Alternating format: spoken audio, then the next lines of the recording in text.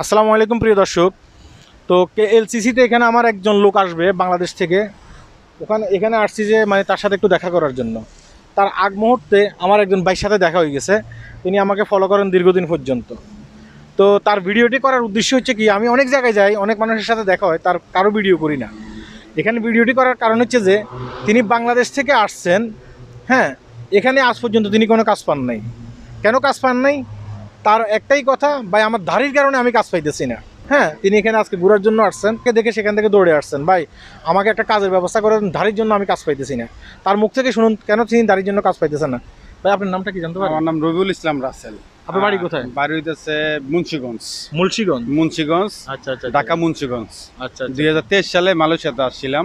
জি। আসার পর থেকে মনে করেন আপনার এই এক জায়গায় কাজ করতাম, ওইখানে কাজ করার পরে ওইখানে প্রায় কাজ শেষ হয়ে যাওয়ার পরে তারপরে 2 নম্বর চপটা যে সময় লাগাইছিলাম, অনেক কষ্ট মষ্ট করে 2 নম্বর চপটা লাগাইছি। লাগানোর পরে আপনার মনে করেন দাড়ির জন্য অনেক অফার আমার আইছে। আসার পরে মনে করেন কাজটা করতে পারি। আপনি মোটামুটি শিক্ষিত? মোটামুটি আলহামদুলিল্লাহ শিক্ষিত। আপনি হয়তো আপনাকে সেখানে ডাকে কাজের জন্য, সেখানে যাওয়ার পরে তারা দাড়ি দেখলে তারা কাজে নিতে চায় না। না। তো আমার ভিডিওটি করার মেন উদ্দেশ্য হচ্ছে যে অনেক ধর্মপ্রাণ মুসলমান ভাইয়েরা এখানে আছেন, আমাদের বাংলাদেশি, তাদের অনেক ব্যবসা বাণিজ্য আছেন, রেস্টুরেন্ট আছেন, 5 ওয়াক্ত নামাজ কালাম পড়েন। আপনাদের কারো কাছে যদি মনে হয় যে আমার প্রতিষ্ঠানে তিনি আসলে কাজ করলে ভালো হবে, কারণ তার দাড়ির জন্য তিনি কাজ পাইতেছেন না, অবহেলিত হচ্ছেন, হ্যাঁ, তাহলে আপনি তাকে একটা কাজের ব্যবস্থা করে দিতে পারেন। এই কারণে আমি ভিডিওটি করতেছি, যেন তার দাড়ি না কাটতে হয়। অনেক ক্ষেত্রে তিনি বলতেছেন যে ভাই আমি দাড়ি যদি কেটে ফেলি তাহলে আমি অন্য জায়গায় গেলে আমি কাজ পাইতে পারি আমি, হ্যাঁ, কিন্তু আমার দাড়ি আমি কাটতে চাইতেছি না, এই কারণে আমি কাজ পাইতেছি না। তো আমাকে একটা কাজের ব্যবস্থা করে দেন। এই কারণে আমি ভিডিওটি করতেছি, যেহেতু এই মুহূর্তে আমার কাছে কোনো কাজ নেই।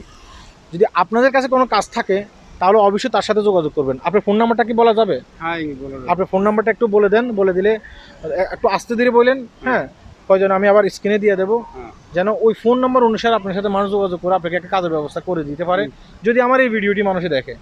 বলেন আপনার ফোন নাম্বারটা বলেন। 601141235856।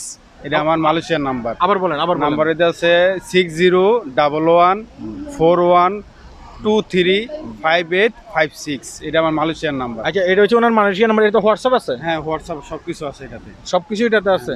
আচ্ছা, ঠিক আছে, আপনাকে অসংখ্য ধন্যবাদ। ঠিক আছে, আপনার ভিডিওটি একটু শেয়ার করবেন। আপনি যদি কাজ না দিতে পারেন তাতে কোনো সমস্যা নেই, যেন অন্য আরেকজনে তার কাজের ব্যবস্থা করে দিতে পারে। ভিডিওটি শেয়ার করলে ভিডিওটি অনেকে দেখতে পাবে।